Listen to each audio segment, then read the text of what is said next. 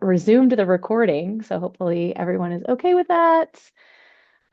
This is the Steph, help me get it right. The ACRL Health Science Interest Group Friday Forum. Did I get it right for people who've come to Nailed this it in before? one. Excellent. Thank you so much. I am Beth Blackwood from the Duke University Medical Center Library and Archives, and today we're going to be talking about bibliometrics.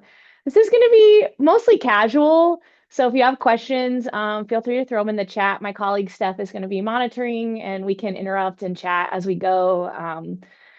I have often said I saw some folks in here who know how I feel about bibliometrics, and it is the Wild West, in my opinion. So, folks, you can treat it that way and interrupt as needed. Just to give a little introduction to myself, my name is Beth. My title is Research and Education Librarian, but specifically, I am the lead for Research Impact and Bibliometrics. So, I'm coming at this from that perspective. I'm also the liaison to the Global Health Institute here at Duke. So I assist our master students, residents, fellows, things like that, who are here for global health. And then on top of that, I do normal librarian things like systematic reviews, reference, those kinds of things, teaching. And if anybody has seen me talk about anything else in like the past month and a half, it's probably been about the public access policy for the NIH. And I am really excited to not be talking about that today because that has pretty much governed my life for the last little bit. So happy to have folks here to talk about something else. To get us started, we're first going to define bibliometrics kind of for anybody who's really new to it. I imagine everybody's kind of got a general idea of what we're talking about, but we'll give some very high level introductions. We'll talk and kind of spend the majority of our time talking about the methodology and some of the limitations or good things about it, bad things about it, things that it's great for, things that it's really bad at. And then at the end, they're going to work through some reference examples that I often kind of teach with. They will kind of fall more into the research impact world, but there's a lot of overlap between those areas, and we can talk more about it as we go. But to start things off, I like an activity. So I have this Padlet, and I think everyone should try and define bibliometrics, but wrong answers only. And Steph's gonna, I think, put the Padlet in the link in the chat. So if you have a problem with QR codes, we have options for you. Hopefully it works. It worked yesterday.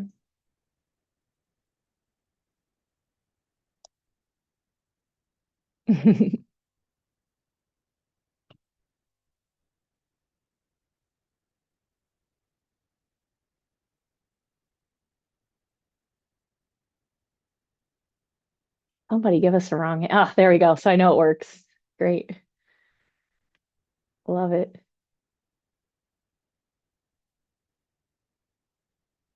Bibs, like it.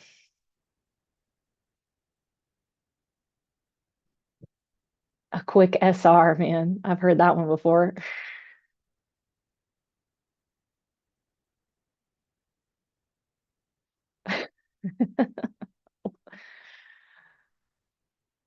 I did do my job well. I love it. These are great.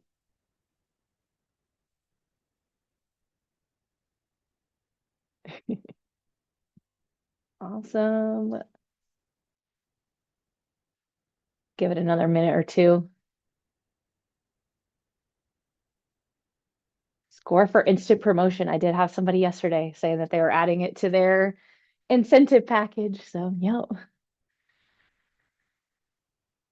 Awesome. These are so good. All right. Hopefully those made you laugh a little bit, give you some good thoughts. Whom is citing whom? That might be a right answer.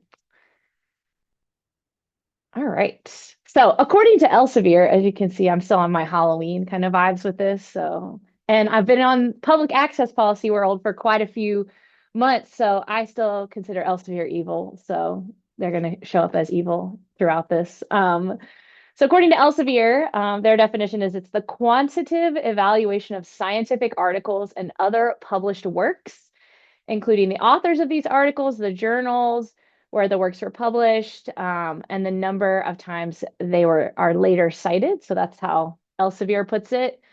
I have my own definition because I think I'm less evil than Elsevier.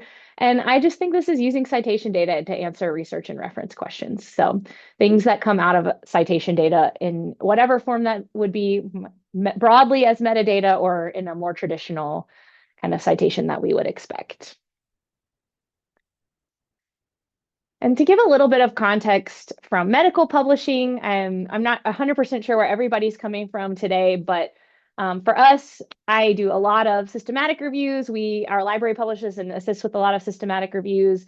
We assist with a lot of literature searches and are kind of deep in the world of medical publishing. So for folks who might not be coming from the medical perspective, just to give some initial numbers, and these are updated from the journal citation reports last week. So if they are not 100% up to date, blame Clarivate, which I love blaming publishers. So anytime you want to do that, blame a publisher or a vendor.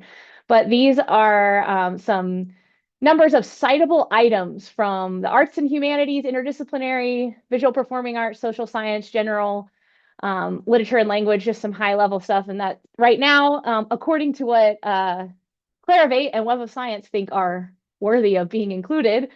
519,346 citable items. And then to give some contrast for that from medical publishing, this was last week for medical publishing.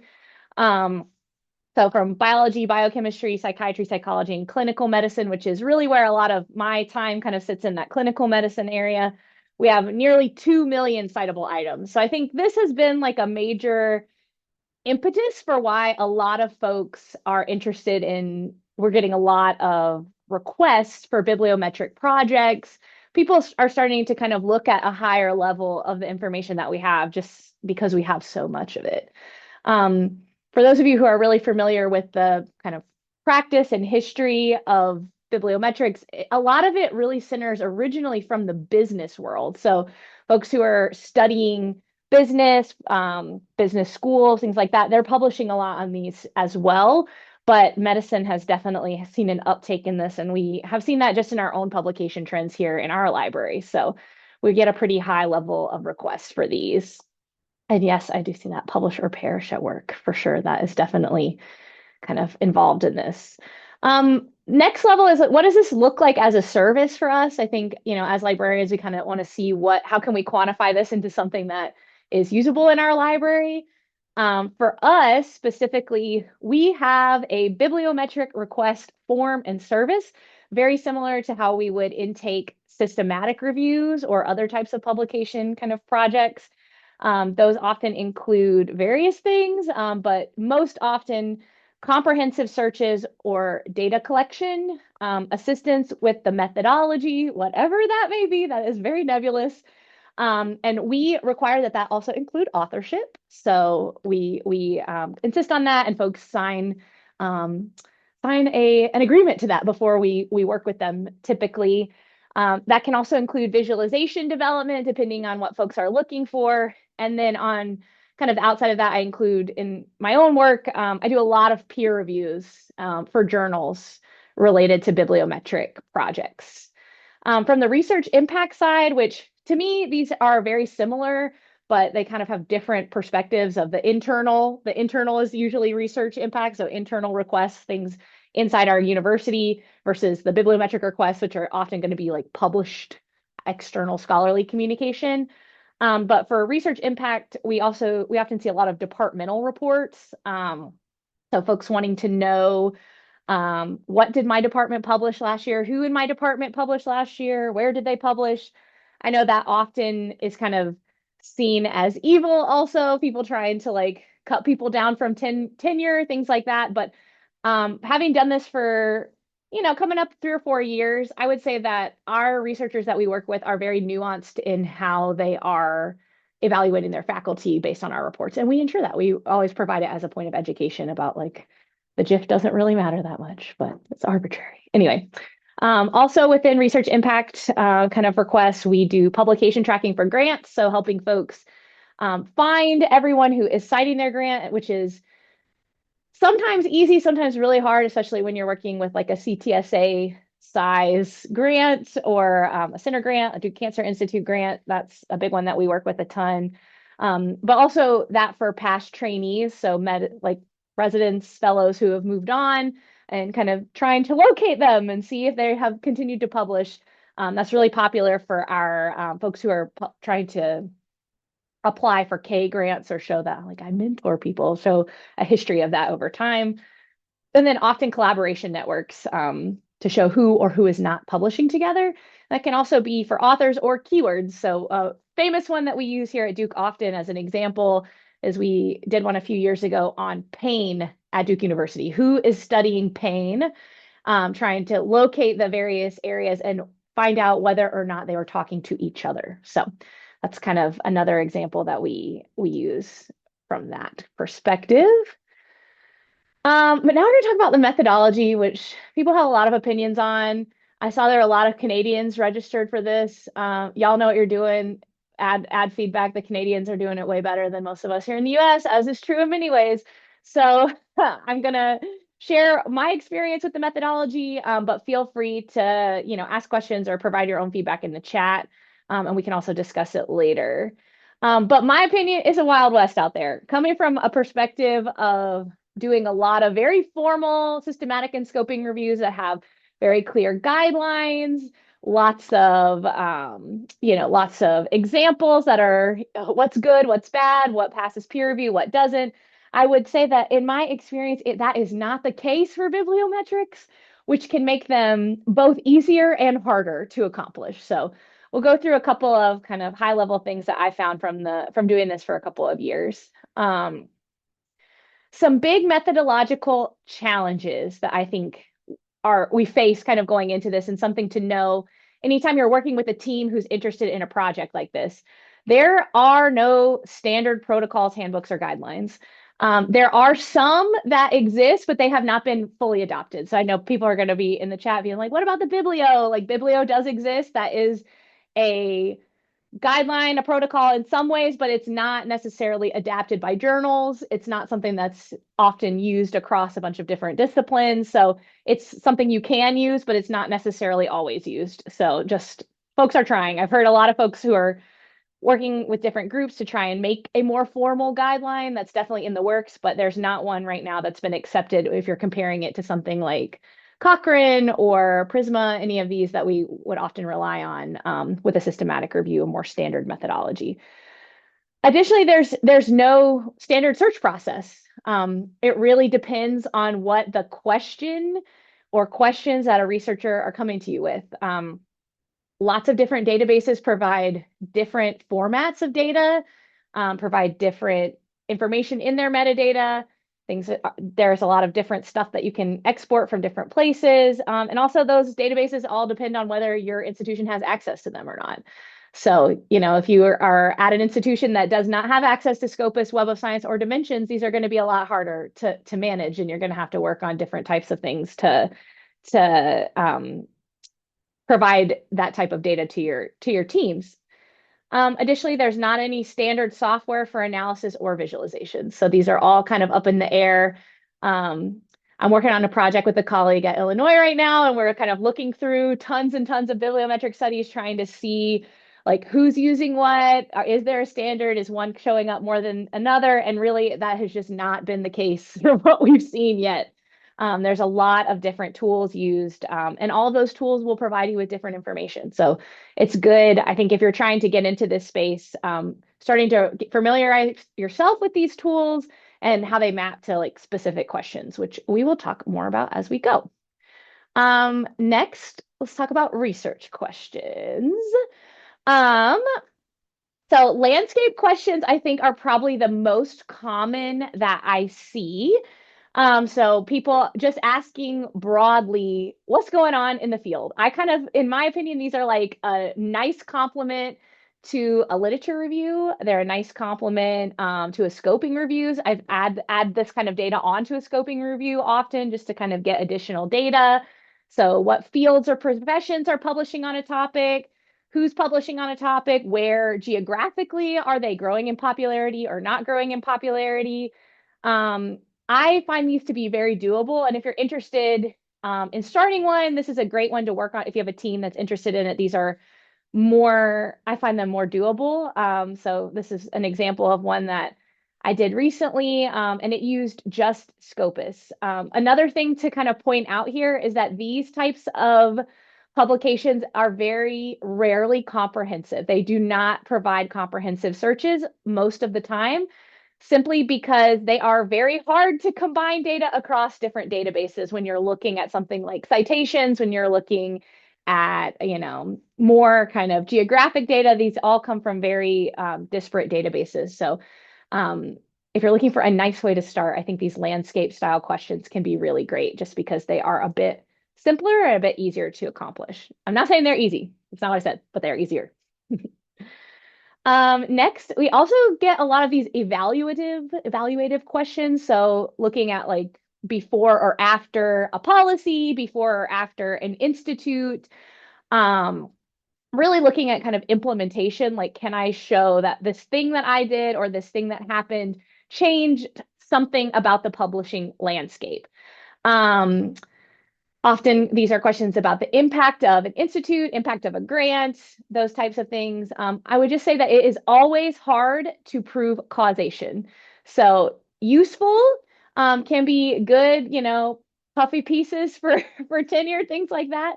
But in general, what I have seen coming back from reviews when I have been on teams that have submitted these is there is a lot of pushback usually on making claims about causation. I think there's lots of interesting ways that you can do this, but things to think about if bibliometrics, like a bibliometric question, might not always be the right way to do an evaluative question, but I do get a lot of requests for projects that do this type of work. All right, journal specific questions. I know that one of the co-authors is in this room, and this was such a brutal project to do. Um, these questions about kind of the wider field through a specific lens. This is an example of one we did for Nurse Educator that was published pretty recently. It was 50 years of citations that we had to look at with this. It ended up being 88,000 keywords we were cleaning, 120,000 names, just a lot of stuff going on with these. They were massive. But I actually do think, yeah, thanks. I see you in the chat, Leah, that they are pretty interesting if you're looking at a particular field, especially if you're looking at one specific journal that is, pivotal to your field. These can be really interesting and you can gain a lot of good information from them. So these questions, these kind of change over time from one specific data source. A little time consuming in terms of how much you have to go through and how much data you have to work on, but pretty nice when it comes to being able to get a very concise data set. So you can usually, from one particular database, acquire all the citations from a particular project or a journal. So those are nice as well. And then what I think are the most fun and the ones that kind of have the most creativity involved. This is an example of one of some projects similar to this. I was not an author on this one, but specific questions about like the composition of a field or like a novel research question that's kind of looking high level at a particular topic or problem. So I have a couple of teams who are working on various like authorship trends in particular fields. These neurosurgery ones have been really popular recently. So actually looking and being like, are we publishing with people who are from LMIC countries? Is our grant, on publications that are, being funded by open access, journals? There are just lots of interesting questions that you can get from a search like this. These tend to have a bigger need for a comprehensive search. And they are more time intensive. I know you're probably like, how do you get gender out of authorship? That seems like that is trouble. It is trouble, but there are lots of tools that you could use for that. And these can also be good projects to bring in undergraduate labor or interns who are going to actually go and look up a lot of names and try and identify who is who in those kinds of ways. So, but lots of interesting kind of creative projects that you can get out of that. These are more fun to do, but very time consuming. Talking about the search. So we're all probably familiar with the fact that citation data is not generally comparable. I will say, having worked on this project with my colleague at Illinois, um, we are seeing a lot of folks who are working to combine data across different databases. So like taking Web of Science and Scopus and averaging it, or there are folks who are combining these to try and make them more comprehensive. Though I haven't investigated that deeply. Usually that is like a big ask that I would not do for a team. But just as an example, I can't full stop say that you can't compare them and that people don't, because I now see that people are doing that. Um, Additionally, not every database is going to contain the data for the question that you're looking for. So Scopus notoriously has much better funding data in a useful way than Web of Science, or PubMed, even in an extractable way. Format is super important because, if you want to use VOS Viewer, you cannot use PubMed data in VOS Viewer. If you want to use, a particular software, you have to ensure that it is in a format, or you're able to change it into a format that actually works. So aside from a big difference between like doing a systematic review and a bibliometrics review would be, you are limited specifically by the formats you can actually export from these products. So it's important to kind of recognize that. Um, Additionally, some data sets, some databases just have cleaner data. Scopus, as good as they are at having author IDs and keeping things separate, their author names are just messy and dirty. And Web of Science usually does a lot better job of handling that. So if I have the option to use Web of Science, that's often something I go for. A lot of folks have access to dimensions. We don't have dimensions here, or insights, any of these kind of more kind of niche, expensive products. But when you have access to that, that gives you a lot of different types of data you can pull in as well. More of that altmetric data. I guess we are still kind of doing altmetric data, even though I don't talk about Twitter anymore personally. But if you're into that, if your colleagues are into that, Dimensions is a good source for that. Or actually altmetrics, which we don't have access to either here, but those are products that you can pull in as well. Screening.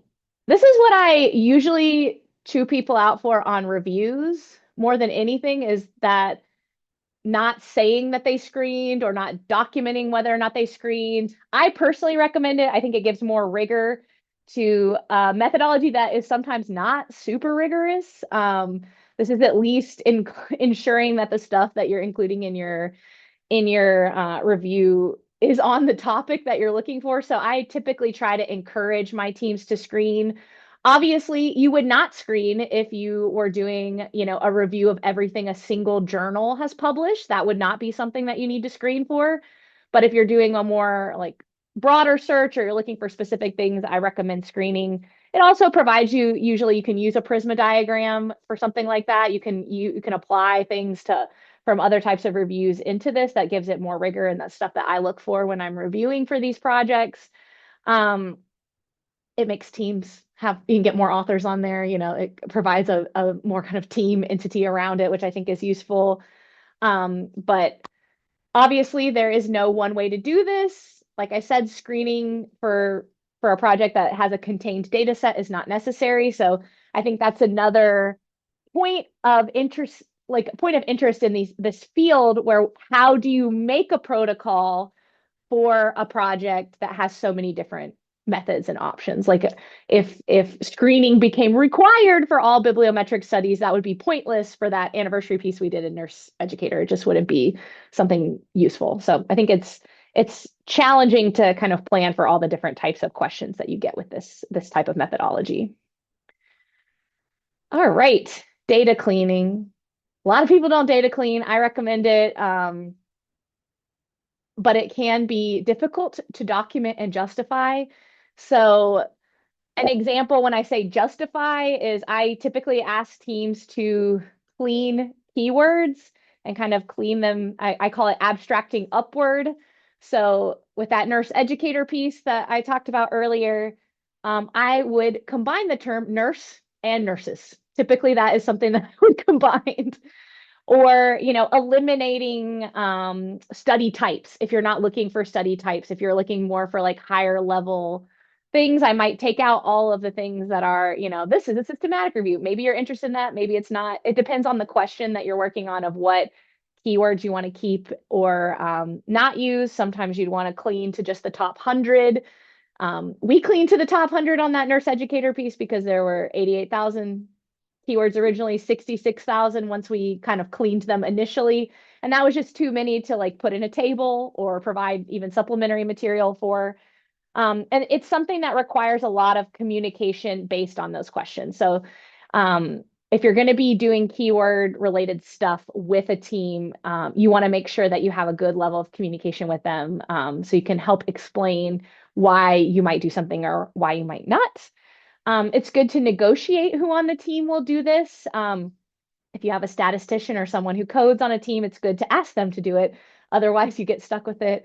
My poor intern who's in the chat right now had to do a lot of cleaning for that project, and it is very time consuming. And I would always recommend only cleaning what you need to clean. So there's no reason to spend a ton of time on cleaning author names if you are not going to publish any author names, which I don't recommend doing. So typically for a publishable bibliometric project, you wouldn't clean authors. You might clean affiliations, but you wouldn't clean necessarily names.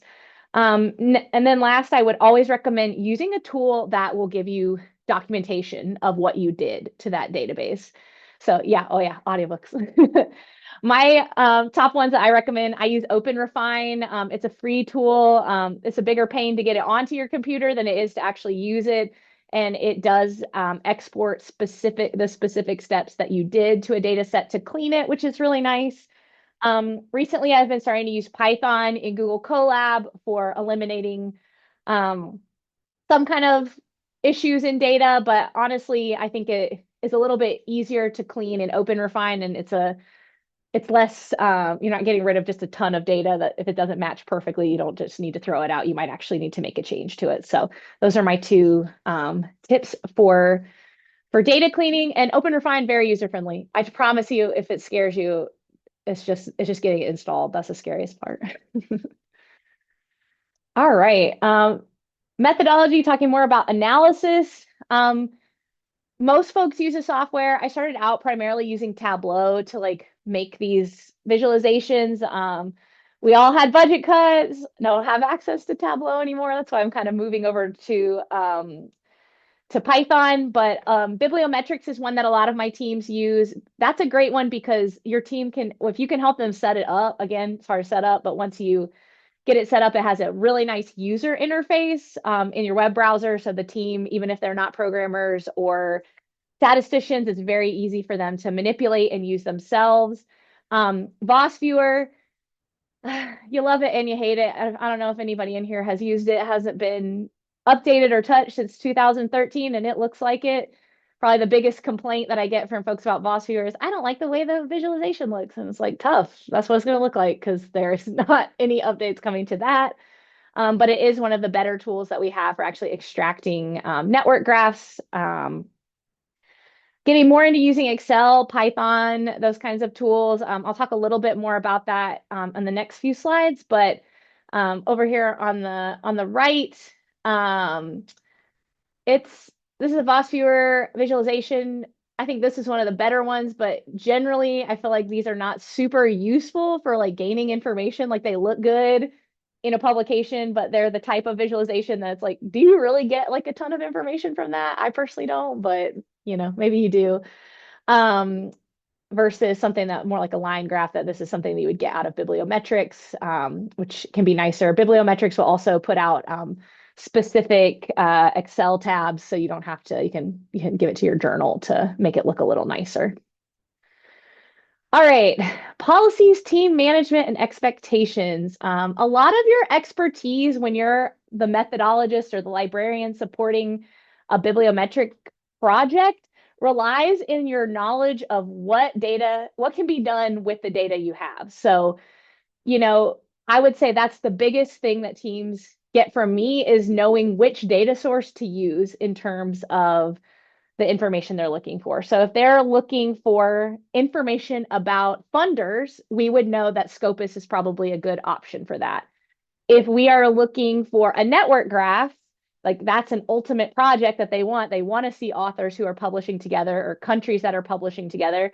I know that they need to use Scopus or Web of Science because those are the products that have produced data that can go into a VOS viewer or Bibliometrics. So just having a knowledge of what can be done in an efficient way. Obviously, a lot of us have access to AI tools now that could probably convert, a particular data set from one format to another. I haven't tried that personally. But I think that starting from that perspective is going to be more successful. So you don't get down the line with a team and then say, I got this because we only have Scopus and I have to put this in Web of Science. And now, you're kind of in a tough spot for helping folks. Um, yeah, I don't have a chart right now, but there are a lot of publications. I see that in the chat. There are a lot of publications that compare them. But we can talk about that. The other thing is I would really, really push your teams to specify the questions that they have and they want to answer before you pull any data or pick a source. This is probably the biggest area of challenge that I run into is teams who are like, oh, we've pulled all this data, we've done all this data cleaning, and they're like, but I now want to know about funding. And I was like, that is too bad. We did not use a database that has funding data in your data set. You cannot recreate data that's not already there. So I would really recommend pushing your teams, even if that's you having your list of questions that other people have asked and be like, do you need to know this? Do you need to know Y? Do you need to know Z? And asking that in advance to ensure that you know what data that you need prior to performing all this work. The first year of me doing this job was me having to run all these searches and data cleaning projects multiple times because teams were like, but what about this? All right. Next section, I just like to highlight this as another kind of pain point that I've run into. This annoyingly difficult, easy questions. So things that teams think would be very, very easy to answer and are really not easy to answer. So I'm going to give some examples of that. Author order with their affiliations and their geography. People often think that oh, author order, that should be really easy to get. And I think it can be easy to get if you have a really small data set of 10 things. But remember that nurse educator project that had 5,500 articles that we were working on? That was hard to get author order. Another question that I get often from folks, especially being, working with global health, a lot of folks want to see oh, did my Duke affiliated person publish with a person from a low and middle income country author as first or last author, and checking out how are those two things related? Those are hard things to do when you have a huge set that you're working with. Author count. I don't know why that is interesting, but almost every team that I talk to is I want to know the change over time of author count. How are we collaborating? So that's a harder one. Pulling mesh data. Some teams do want mesh data. There are a lot of tools you can use for the API to pull that from the PubMed API, but you have to know how to use PubMed API to do that, which can be, a barrier as a librarian who has a lot of other things. Do I have, time to go and learn how to use the PubMed API for this one project? And then measuring all of that longitudinally can be challenging. So these are questions, and questions like these are things that I always recommend folks think about what their ability is to perform, higher level Excel functioning or Python kind of data science in a way of answering some of these questions, even though they seem like they would be super easy to answer.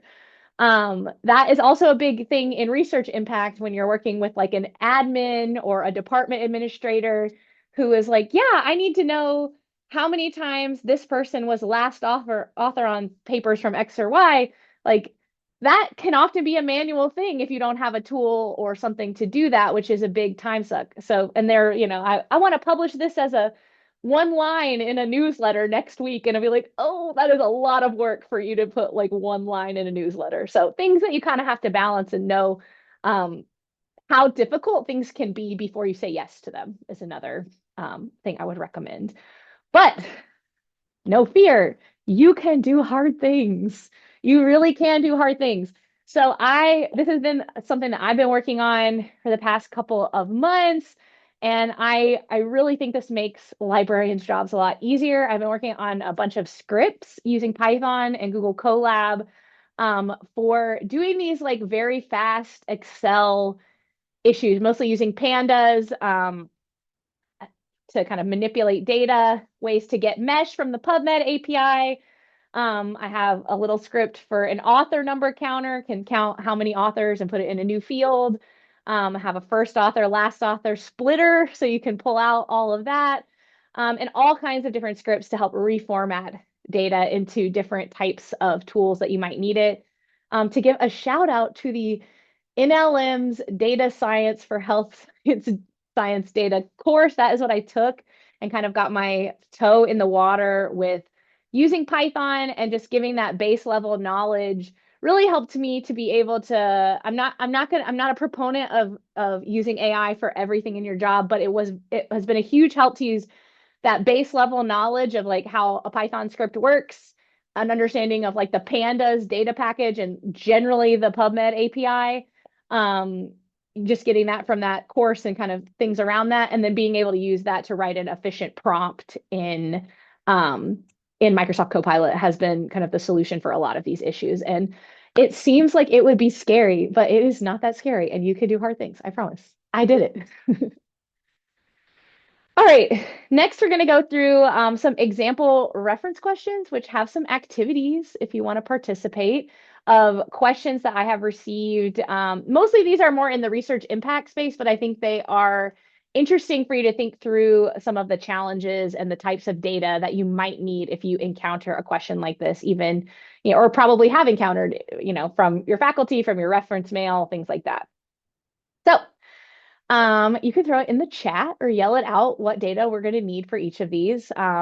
Does my research group publish together? Say you have a group of people who are going to apply for a grant and they need to demonstrate in their grant application, their new compete, that they publish together and have a history of working together. That's something we get a lot. If anyone wants to take a guess at what type of data we would need to answer this question.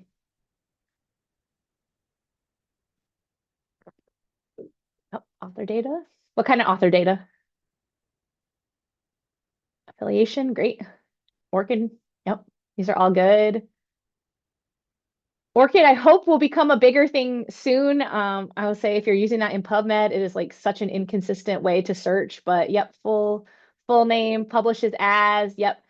Scopus ID if you're using Scopus. Great. We need author data and we need a source. We need author names and a source of data. That is what we're looking for in this. And when I'm doing a project like this now, I get so many. I actually have a spreadsheet with a format that I send them, that you'll have your admin or the PI actually providing first name, last name, publishes as, ORCID ID, and that's what it looks like. I'm happy to share that if anyone looks for it. And the majority of my scripts that I build searches off of use that exact format in order to make searches in PubMed, things like that. So this would be what that might look like. This is the one I've used in the past. And I just wanted to point this out. If you know any of these people, you can tell them I'm using it. That's fine from any of these institutions, probably some folks who are in this call.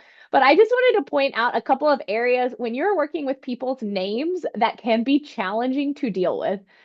So hopefully you can see with these tiny ones, the ones that I have run into, the O'Hares, O'Briens, anytime you have a camel case name can be a challenge, or a Mick something. So, and especially if you are using Scopus, Scopus will often put these names out as all kinds of different things and display them that way. So as an example, if you know this person, I'm still using her name because her Scopus ID was wild. Her name was in there about 30 some different times. And it was just how she published with McAdams when after she hyphenated her name, all kinds of different ways. So just things to keep an eye out, where even though she may have one Scopus ID that it connects all these names, the actual data from the citation will have all of these different things, and you still have to clean that up. So ORCID has not solved for this within Scopus specifically. Yeah. And that was going to be my next question. Anyway, this is what what that final product looks like from that last group. They have mostly publishing together, but obviously you have some outliers here. So that team would have to explain how they're bringing those people into that research. So take a moment and think through all the ways that your name might be published differently, because I would always encourage everyone, how I tell my authors is on your birthday every year, you need to go into Scopus and look and see if your name has been put in any of those other ways. If anybody who knows me sees that I put my husband's last name in here, they will faint because I do not publish with my husband's last name at all. So don't tell him I did that. But I always think it's good. So take a moment, think about all the different ways. Yeah, and in Spanish you have two last names, and that when you're working in global health and you have a ton of different folks, the ways that different names are structured, it can be just wild. So I think it is always a good idea if you're working on a project with authors who have a lot of different names, if you have enough comfort level of asking them, like, please tell me how you publish or how you've seen your name published. It's always helpful to save you a lot of time. Great. And if anybody want to compete with how many different ways your name is in, throw it in the chat because you got to beat 31. That's the highest I've ever seen. Moral of the story, names can be really tricky, and identifying specific people and cleaning up all their names. Way more bigger problem than just having a John Smith. All right, so how many women are first authors on neuroscience papers? And I know that this can be a tricky one. What data might we need?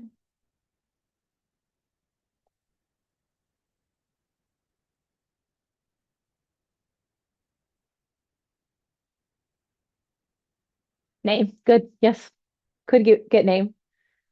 We may not know who those names are initially. What are we counting as a neuroscience paper? Great. Great. Journal info. Yep. Great. Name, metadata, author position. Excellent. Folks are getting, you need a database that will either export the first author or the corresponding author, depending on if that is the first author, or you need a script that will do it for you. So, and then we also need neuroscience journals. That was how we narrowed it this time, is specific journals that were classified as neuroscience. And then we also need a data source. And I see that we do have a question, a shared understanding of how you will determine if someone's name is a woman. That is excellent, or woman identifying. It can be very challenging, and that is a tricky question.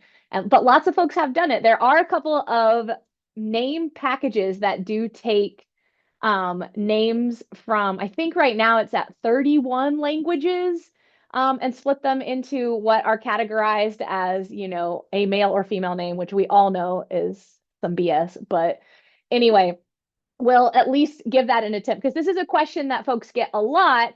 And, categorizing different names for gender can be very tricky and questionable in lots of ways. But for the type of field that this is, this was a very valuable question to try and demonstrate, like, why are we not seeing, why are we only seeing men as first authors, these types of things. So definitely something to think about. I had a question recently with a team of pathologists who are working on a similar project. But big thing to think about is negotiating with your team of what is going to classify as a neuroscience journal. Are we only pulling the journals that are classified in the neuroscience category in Web of Science? Are we only using, one or two specific neuroscience journals? And then how are we going to get access to that particular data? So just to go through an example of some places that you could, seek these sources of data for neuroscience journals. Like I said, journal citation reports will have some, but who knows what we're going to say with those. With PubMed, you have, neuroscience as a journal title with 80,000 results. So they're getting significant numbers there. But then you also need format thoughts, like what software you're going to use. If you're using that genderized tool, you definitely need a CSV and not an NBIB. So it's going to be difficult to get that necessarily from PubMed unless you're doing something else. So, it's very important to think about, like, what specific format you need for the tools that you're going to be using, and which product is going to give you the best path forward with that. But now let's talk a little bit about data wrangling.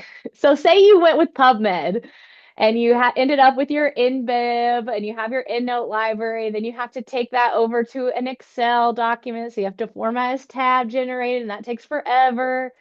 Then you're going to take from your tab generated Excel document over to OpenRefine, and OpenRefine, you're going to have to clean all of these names and try and get them in a format where you can put them in your tool that you're using to define, is this person the first author? Are we going to categorize this name as male or female? Just to show you, this is what the numbers would look like for a project like this. So say we had 1,600 rows, articles that we exported from a database. When you take that and break it out by individual author, we're now at 10,323 rows. So that's what that kind of can look like when you're like, oh, it's not that big. It's under 2,000 that I'm having to clean. When you're cleaning individual authors' names or individual affiliations, you're probably looking at a significantly higher number than that. So really important to factor that in when you're telling a team how long something is going to take. Then you go back to your data sets, ultimately to get, something that looks like this. This different subject matter, obviously. We're not in neuroscience anymore, but just to give you an example of how these things can go. All right. So I often think that bibliometrics is 80% data wrangling, getting it from one format to another into another. So, and at a certain level, knowing what you can and can't do with the data that you're getting out of a particular system. All right.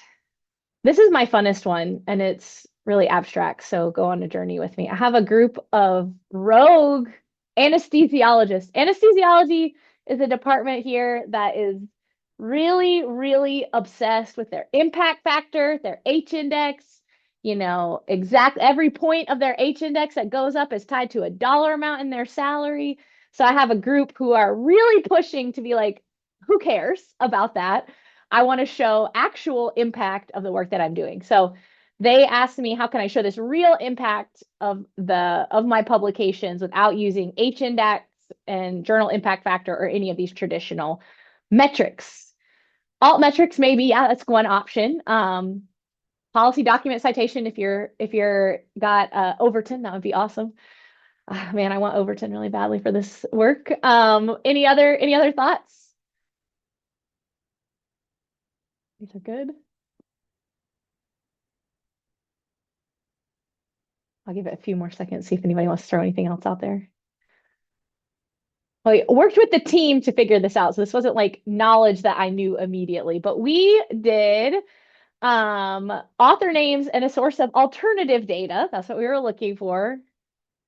So we actually looked for where our authors' publications were cited in medical guidelines. That was something that this group thought was one of the best ways to show that their actual research was being utilized in the clinics. Actually looking to see, are the things that we've published showing up in the guidelines that we are looking for? So we were going to do a comprehensive search of guidelines. And then they also wanted to know, how many times have I been cited in UpToDate? And in any of these, like, point of care tools where my research is actually showing up in front of a clinician, which I thought these were really unique ideas to try and access this kind of this data. So how we did this, at least with our medical guidelines, is we did author names in all combinations of our authors. And then we used a validated search filter for guidelines to pull some data. And we're able to translate that into a couple different databases. So that is a beautiful thing that we were actually able to do a comprehensive search for them. And that got us a good data set of guidelines that this particular group was able to use in their APT and their tenure package to say in their narrative, like, this is why we think these are more impactful than necessarily my H index. Problems with UpToDate, though. This is where it ran into trouble, but you should try it anyway. I think you should, challenge Wolters Kluwer for this kind of stuff. I would search for our author's name. We're coming up with no results found. And I was like, I know that he's in there. He sent me the UpToDate article where he is cited. But we run into the terms and conditions. The fun thing about UpToDate and products like this is they do not index the citations, which drives me insane. So much so that I tried to scrape the UpToDate web platform to get out the citations. And then I violated the terms and conditions, and I got a nasty email from the administrator of this product. So I would recommend not doing that. But I did go to MLA and like specifically ask the Wolters Kluwer UpToDate people, like, why do you not provide that? And now I think that they are going to try and sell that data back to me. So maybe that was like not the best idea. But anyway, I gave them the idea that people want this material. Um, yeah, they definitely would charge money for that. But I tried it, it failed. But that was another option. So now folks are just kind of like looking within their research areas to find out if they're being cited by UpToDate. But that was it doesn't always work out, but try and be creative. These are the creative ones that make bibliometrics more fun. So it requires creativity and persistence, which also I think returns back to the fact that it's hard to make a protocol for this work. It's hard to make guidelines and specific ways that these types of studies are done just because they do require so much creativity. It's hard to kind of make something work, which is why Biblio kind of works. It kind of works as a good, if you go look up um, that particular protocol, it works well, but it doesn't fit every case. Anyway, I'm getting close to the end, so we can just talk about questions, or I can put the lo-fi Lord of the Rings back on for you all to listen to. But biggest takeaways, it's a wild west out there. You'll have teams ask you like, how do we do this? You know, how does it happen? And the majority of the ones that I've seen, especially in this project that I'm working on with my colleague at Illinois, people are either citing other bibliometric studies that they thought were done well as kind of like an exemplar, or they're citing, a protocol that's not used a ton, or they're using Prisma and then their own thoughts and feelings. That's kind of how it is out there. That's why I call it the Wild West. Um, Next, the research questions are very, very important. I know that is not shocking to anyone in this group, but that is the biggest thing I recommend, is really pushing your teams on those research questions from the get, to make sure that you're not having to duplicate work or start completely over with a data source that you should have used because it has a particular thing that your team secretly wanted. Team management, always important. It's important in any project that we work on as librarians, and trying to corral folks to do the things that they're supposed to do and not make you do it. And lastly, you can do hard things, even though you might be afraid of using Python or, a little bit of AI to show you how to use that Excel product. The biggest thing I like about using Python is that you can have your stupid AI robot make it one time, and then you have it forever, and you don't have to go back to the robot every time. So just save it somewhere so you can continue to reuse it. Um, anyway, that is my whole spiel with bibliometrics. It sounds fancy, but it's really not that fancy. It's mostly data wrangling and team management. That's all it is. Otherwise, I would love to have discussion, questions, anything you want to talk about, any of your own experiences. Um, that's all I got for you. Thanks for sticking with me for 55 minutes of me talking about this. Thanks. Steph, did we get any good questions in there? We did. And just as Awesome. a reminder for you, Beth, I believe the recording is now going to finish up. So we'll do the discussion and Great. question answers outside of the recording. Um, Rad. I'll give you a second for that. We are stopped. So now you can say whatever you want. You can say more bad things Awesome. about the vendors. So we had a question from Angela, and I think this is a really great one to emphasize either stuff that you were already covering throughout and really want to highlight again, or to mention some new resources. She asked, what resources do you recommend in order to get started with bibliometrics? Yeah, how I got started specifically was with the NLM used to have a bibliometrics course that was available online. They took it down. I think maybe you pay for it now, but I started out with that product. So I don't know how I would immediately say there's like a package of classes now, but my recommendation would be to find a study that you think is well done and work through it, and like do a project yourself do a project on something interesting in library science, something interesting in your library, go and try and initially do one, or tag on with a team that's doing one, and try and work your way through it. Really important though to evaluate the tools that you have available before you get into it again with those specific questions. So if you're at a hospital that doesn't necessarily have like Web of Science or Scopus, you really need to either tag team with another team that will have access to that, or make sure your questions are narrow enough that you can work through that with the resources that you have available. Other questions?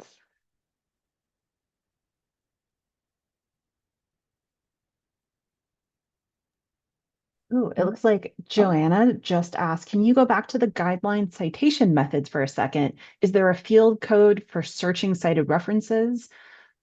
Uh, for Uh, cited references, no, but in Scopus, you can pull out all the cited references. That's something I did not give a good screenshot for that, but I can provide you with the specific way that we did that. I have that all documented if you're interested. So that was a fun one. Scopus and Web of Science can both pull out all your cited references. So that's a fun one. Kind of like backward citation searching. I see Kat has their hand up if you wanna. Hi. Yeah. So my question is, you talked a lot about like how team management and how that's important and, jumping in early, but I have found a situation where I'm being asked to for assistance when things have already been determined and this team's really hung up on the type of data they want. And unfortunately, they want to compare citations and downloads. And downloads is a very ambiguous metric. And I'm trying to convince them to like understand the research question to help them kind of evolve how they can maybe change what sort of data they're going for, but they're very hung up on the type of data. And I'm a little stuck on Fascinating. how to help them. Well, I would, my first thing would be with that is I would say I've never worked with a team that's interested in that. Could you tell me more about what you're gonna like what data are you gonna like what discussion are you gonna have from that particular thing? And then I would also kind of communicate like how are you gonna explain that in your paper with that you have limited amount of space for, and the reviewer's gonna be like, well, how do you know it wasn't a bot that downloaded that? Like, how do you know that wasn't, there's like so many layers to that. How do you know that's like the most gamed citation of all is downloads because like somebody's mom could download that like 18,000 times, so Yeah, I and we would had just discussions yeah. on like they said downloads, and I said, well, what about people who don't download the article but still read it on the web-based browser? Like that's another type of access you're not even considering. And they're like, oh yeah, they had not even thought of that. And it's just like trying to analyze accesses of an article seems difficult, if not impossible. In that situation, I would push your expertise in that area and say, I'm a librarian, I'm trained in this field.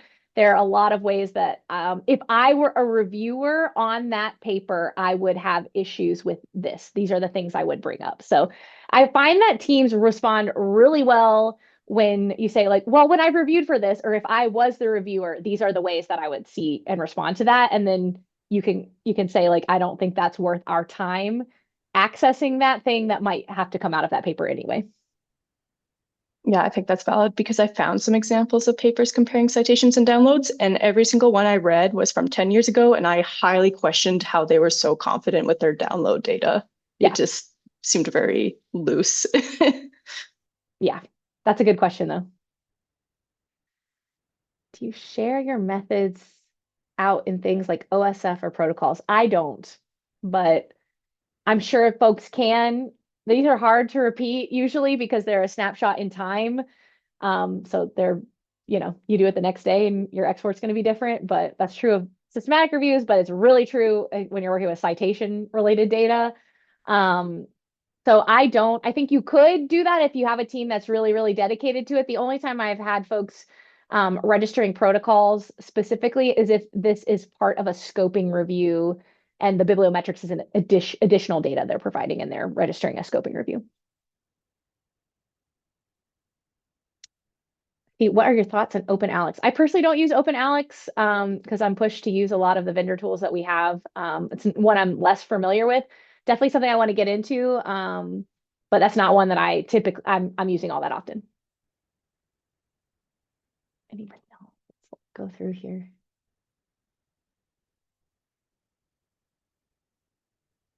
Anybody else?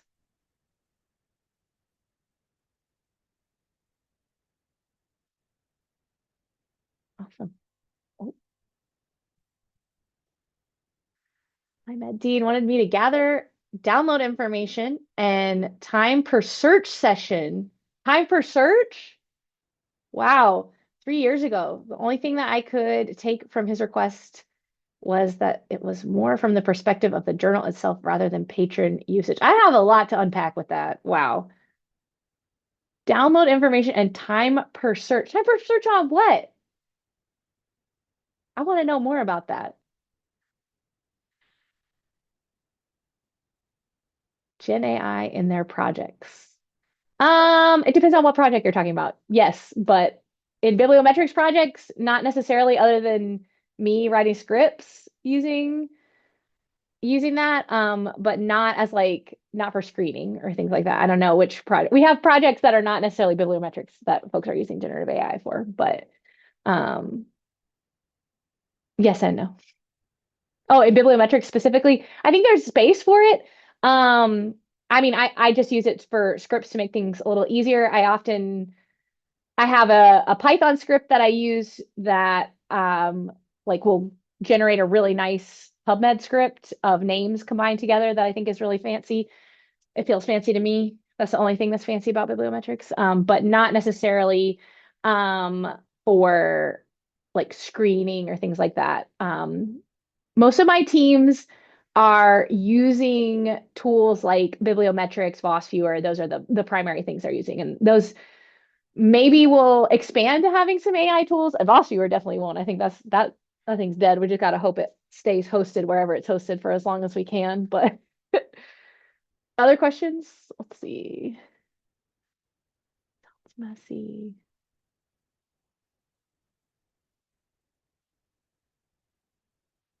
Oh, I see that somebody shared that pit job. I saw that. Thank you for putting that there, Melissa. Anyone else? Cool. Well, you can have 25 minutes back in your day, but I'll hang out in case anybody wants to stay and talk for a little bit about this or anything else. Thanks so much for joining.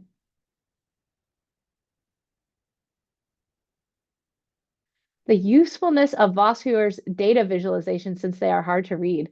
Yeah, man, I'll just retweet that because they are really challenging. I don't find them to be super useful unless you are working on a very specific group of authors and looking, but a lot of these are like hundreds and thousands of authors that you're looking for, you could see who the big folks are. Um, yeah, Vossviewer, I think, it has very specific use cases. I also think a lot of the stuff that it has in there, like co-citation analysis and like co-keyword analysis, are like, what are you gaining from that information? But it always adds color and length to a paper, and sometimes people are looking for that. Awesome. Good question. Anybody else? I'll just hang out. Should I put the lo-fi Lord of the Rings back on, Steph? Be a nice little outro.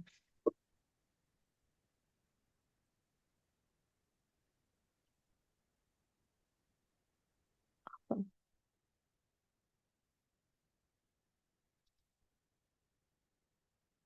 And thanks, Steph, for monitoring the chat. Oh, yeah, of course. Thank you, Elaine.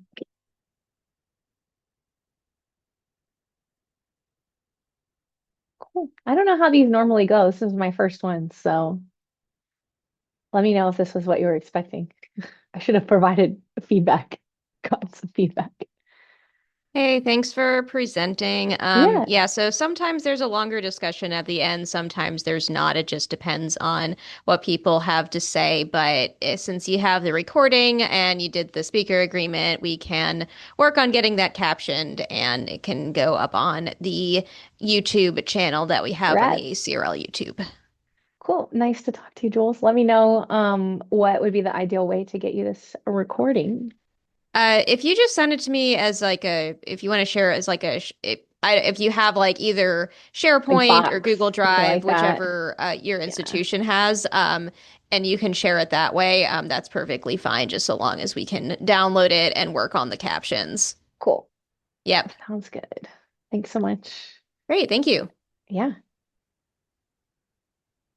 Also, I see Aaron still in here. Aaron is the person I was talking about that whole time. Hi, thanks for coming. So It's if you're me, the looking for that colleague from publication, Illinois. that future Yeah. publication that we're working on. Anywho, Yes, congrats on the new position too. We were really excited when we saw that. Thank you, thank you. It's been about 3 months now, so. love it. Do I just end it or do I wait for any of these folks who are still here? Do you think they are still with us? I think you can probably wrap it up for everyone. All right. Well, thanks y'all for coming.